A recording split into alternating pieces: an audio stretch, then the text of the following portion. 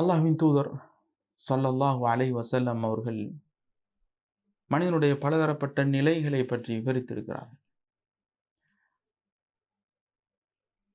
ஒரு மனிதன் அவன் ஜுனுபாலியாக இருக்கும் நிலையில் உறங்க நினைத்தால் என்ன செய்ய வேண்டும், உண்ண நினைத்தால் என்ன செய்ய வேண்டும் என்பது பற்றியும் வழிகாட்டியிருக்கிறார்கள்.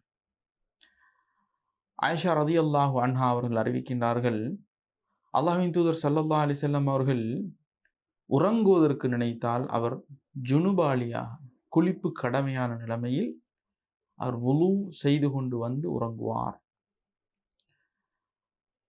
அவர் அவ்வாறான சந்தர்ப்பங்களில் சாப்பிட நினைத்தால் அவர் இரு கரங்களையும் சுத்தம் செய்து கொள்வார் என்ற அந்த ஹதீஸை நாங்கள் பார்க்கின்றோம்.